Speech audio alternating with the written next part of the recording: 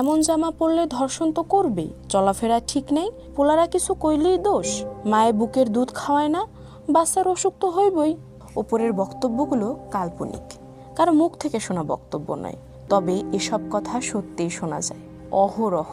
আমাদের দেশ ও সমাজের মানুষেরা এসব বক্তব্য দিয়ে থাকেন এবং সেসব দেওয়া হয় খুবই ক্যাজুয়ালি, যেন এমনটাই বলার কথা। বাংলাদেশের নারীরা তাই সবসময় দোষের দায় নিজেই নিতে অভ্যস্ত। সাম্প্রতিক দোষটা এসেছে হামের সংক্রমণ উপলক্ষে। একজন রাজনৈতিক ব্যক্তিত্ব বলেছেন, এখনকার মায়েরা নাকি ফিটনেস ধরে রাখতে সন্তানকে বুকের দুধ খাওয়ান না।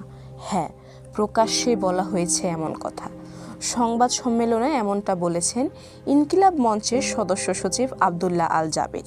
দৈনিক আমার দেশ পত্রিকার ফেসবুক পেজে এই বক্তব্যের একটি ভিডিও পাওয়া যায়। তাতে জাবের বলেছেন, সবথেকে ভয়াবহ ব্যাপার যেটা, আমাদের মায়েরা তাদের ফিটনেস ধরে রাখবার জন্য তারা সন্তানদের বুকের দুধ পান করান না। একটা প্রতিবেদনে উঠে এসেছে ৫৫% মা তার এই যে পাশ্চাত্য যে সংস্কৃতি, এই অপসংস্কৃতি যে তার সন্তানকে দুধ খাওয়ালে তার ফিটনেস নষ্ট হয়ে যাবে, এই কারণে ৫৫% মা তার সন্তানকে দুধ খাওয়ায় না। অবশ্য পরে এ বিষয়ে জাবের আরেক ফেসবুক স্ট্যাটাসে ব্যাখ্যা দিয়েছেন, ক্ষমাও চেয়েছেন। কিন্তু এরই মধ্যে যেটি হয়েছে সেটি হলো শিশুদের মধ্যে হাম সংক্রমণ প্রকট আকার ধারণ করার এমন একটি ব্যাখ্যা সোশ্যাল মিডিয়ায় ছড়িয়ে পড়েছে, যেটি শুধু ভুলই না, বরং এক ধরনের দোষ উৎপাদনকারীও বটে। এটি এমনই এক দোষ যা নির্দিষ্ট লিঙ্গের বিশাল জনগোষ্ঠীকে সরাসরি শিশুদের মৃত্যুর কারণের কাতারে ঠেলে দিয়েছে। জাবের এখন ভুল স্বীকার করে নিচ্ছেন। যে কোনো ভুল স্বীকার করে নেওয়াটা সবসময় সাধুবাদেরই যোগ্য, কিন্তু এর আগেই যে ক্ষতিটা হয়ে গেল তার কি হবে? বাংলাদেশের মতো একটি দেশে ও এর সমাজে নারীদের যতটা প্রান্তিক অবস্থায় রাখা হয়, সেখানে এমন একটি মন্তব্য অনেকটা খাদের কিনারে দাঁড়ানো কাউকে ধাক্কা দিয়ে ফেলে দেওয়ার মতো।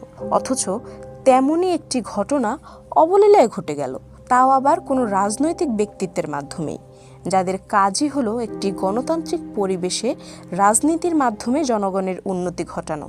রাজনৈতিক ব্যক্তিত্বদের দায়িত্বশীল হওয়াটা অত্যন্ত জরুরি, সাথে জানাশোনাটা। কিন্তু হলো তার উল্টোটা। কেন এভাবে সব নারীদের উদ্দেশ্য করে এমনটা বলে দেওয়া হলো? মানে কেন মনে হলো যে এমন একটি সংবেদনশীল তথ্য পরীক্ষা করার প্রয়োজন নেই? কেন মনে হলো যে বলে দেওয়াই যায়? কারণ আমাদের দেশে নারীদের যা খুশি তাই বলে দেওয়ার একটা সংস্কৃতিতে পুরুষেরা মজে গেছে দারুণভাবে। বিচারহীনতার ঐতিহ্য এক্ষেত্রে তাদের সাহায্যও করেছে বেশ। তাই এমন একটি ধারণা সমাজে আছে যে নারীদের যা খুশি বলাই যায়। সাম্প্রতিক সময়ে নারীদের নিয়ে যেসব অনলাইন হেট ক্যাম্পেইন আমরা কিছুদিন পরপর চলতে দেখি, সেসব দিয়ে এটি স্পষ্ট। এ কারণেই এদেশে ধর্ষণ চেষ্টার প্রতিবাদেও বিশ্ববিদ্যালয় শিক্ষার্থীদের রাস্তায় নামতে হয়, আন্দোলন করতে হয়। এই যেমন জাহাঙ্গীরনগর বিশ্ববিদ্যালয়ে এমন একটা ঘটনা ঘটেছে। গত 12 মে রাতে ক্যাম্পাসে এক নারী শিক্ষার্থীর ওপর বহিরাগত ব্যক্তির ধর্ষণ চেষ্টা ও প্রাণনাশের চেষ্টার ঘটনা ঘটেছে। ধর্ষণ চেষ্টার ঘটনায় আসামিকে গ্রেপ্তার করে দ্রুত বিচার নিশ্চিত ও প্রশাসনের জবাবদিহির জন্য শিক্ষার্থীরা অবরোধ কর্মসূচি করেছে, প্রক্টর কার্যালয়ে তালা দিয়েছে। এমন একটি আন্দোলনে বিশ্ববিদ্যালয় কর্তৃপক্ষ ও শিক্ষার্থীদের একই পক্ষে থাকার কথা, কিন্তু দেখা গেছে বাদানুবাদ, উত্তেজনা। কেন যেন একটা পক্ষ বিপক্ষ। কেন হয় এটা? ভিকটিম নারী বলেই কি? যদি এই দেশটায় নারীর বিরুদ্ধে অপরাধের দ্রুত ও দৃষ্টান্তমূলক সাজা নিশ্চিত হতো সবসময়, তাহলে এসব প্রশ্ন উঠত না। আন্দোলন করারও কারণ থাকে কিন্তু, যদিও নারীর প্রতি অপরাধের কমতি নেই। আইন ও সালিশ কেন্দ্র আসক বলছে 2026 সালের প্রথম 4 মাসে মোট 180 জন ধর্ষণের শিকার হয়েছে। জানুয়ারি থেকে এপ্রিল পর্যন্ত বখাটেদের মাধ্যমে যৌন হয়রানির ঘটনা ঘটেছে 34টি। আবার বাংলাদেশ মহিলা পরিষদের দেওয়া তথ্য অনুযায়ী দেশে 2025 সালে 2808 জন নারী ও কন্যা নির্যাতনের শিকার হয়েছে।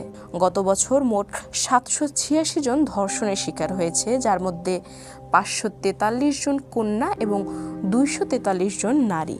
অন্যদিকে পুলিশ সদর দপ্তরের তথ্য অনুসারে গত 1 বছরে দেশে নারী ও শিশু নির্যাতন দমন আইনে মামলার সংখ্যা 25% বেড়েছে। এ সময় ধর্ষণের মামলা বেড়েছে 27%-এর বেশি। গত বছর নারী নির্যাতনের যত মামলা হয়েছে প্রায় 1/3 ধর্ষণের অভিযোগের। পুলিশ সদর দপ্তরের তথ্য অনুযায়ী 2025 সালে নারী ও শিশু নির্যাতনের অভিযোগে সারা দেশে মামলা হয়েছে 21,939টি। নারী ও শিশু নির্যাতন দমন আইনের আওতায় 9টি অভিযোগে মামলা করা যায়।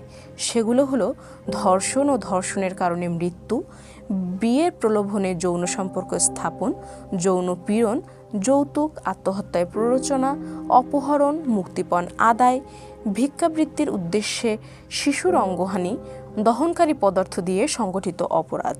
আর উচ্চ আদালতের তথ্য অনুসারে গত বছরের 31 ডিসেম্বর পর্যন্ত সারা দেশের 99টি নারী ও শিশু নির্যাতন দমন ট্রাইব্যুনালে 1,32,107টি মামলা বিচারাধীন ছিল। এর মধ্যে 5 বছরের বেশি সময় ধরে বিচারাধীন মামলার সংখ্যা 30,365টি। ঢাকার 9টি ট্রাইব্যুনালে বিচারাধীন মামলার সংখ্যা সবচেয়ে বেশি, 11,567টি।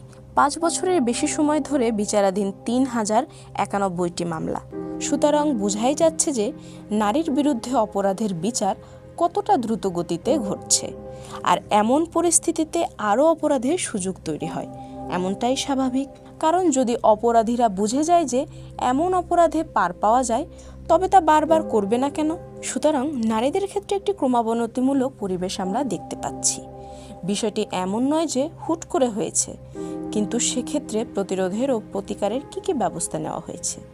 হ্যাঁ, আলোচিত ঘটনা ঘটলে সরকারের পক্ষ থেকে লম্বা চওড়া কথা শোনা যায়, নানা আগরুম বাগরুম পদক্ষেপ নেওয়ার বাণী আসে, কিন্তু কদিন পর আবার যে কে সেই। এই দেশে যে কোনো সরকারই কেন জানি পরিস্থিতি সামলানোর এই সস্তা ফর্মুলাটি শিখে ফেলে অবিশ্বাস্য দ্রুততায়। এরপর চলে প্রয়োগ। অপেক্ষা তখন কেবল কোনো মতে জনক্ষোভ প্রশমিত হওয়ার, তারপর আবার সব চলতে থাকে আগেরই পন্থায়। এমন অবস্থায় কর্তৃপক্ষীয় আশ্বাসে মানুষ ভরসা রাখবে কী করে? নারী নির্যাতনের ক্ষেত্রে তাই মেনেই নিতে হয় যে আমাদের দেশে এমন ঘৃণ্য অপরাধের বিরুদ্ধে থাকা সামগ্রিক দৃষ্টিভঙ্গিই আসলে সমস্যাযুক্ত। এসব সমস্যা একদিনে গড়ে ওঠেনি, পুরোপুরি দূর করতেও সময় লাগবে, সেটাই স্বাভাবিক। কিন্তু শুরুর চেষ্টা অন্তত থাকা দরকার। অথচ নারী নির্যাতনের বিরুদ্ধে কর্তৃপক্ষীয় জায়গা থেকে কিছু মৌলিক কঠোরতা ছাড়া অন্য কিছু সেভাবে মিলছে কি? বা আমাদের সমাজও কি নারীকে সর্বপ্রকারের দোষে দোষী করা ছাড়া আর কোনো কিছুতে আগ্রহী?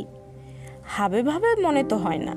আমাদের এই বাংলাদেশে আদতে নারীদের যতটা বিমানবিকীকরণ করার চেষ্টা দেখা যায়, যতটা খেলা করার প্রচেষ্টা চলে, সেসবের ফিরিস্তি দিতে গেলে লাখ লাখ দিস্তা কাগজের প্রয়োজন হবে। কতটা খেলো সেটি এই লেখার শুরুতে থাকা মন্তব্যগুলো আরেকবার পড়লেই বোঝা যাবে নিশ্চয়ই। এসবের মধ্য দিয়ে আদতে একটি প্রকট পিতৃতান্ত্রিক চেহারা দৃশ্যমান হয়ে ওঠে, যেখানে নারীকে মানুষ হিসেবেই দেখা হয় না আর। ঠিক এমন পরিস্থিতিতেই যত দোষ নন্দ ঘোষের মতো করে দেশ সমাজের তাবৎ সমস্যার দায় নারীদের ওপরই চাপিয়ে দেওয়া হয়। তাই ধর্ষণ থেকে শুরু করে হামের সংক্রমণ সবেতেই দোষী বানিয়ে দেওয়ার চেষ্টা চলে নারীকেই।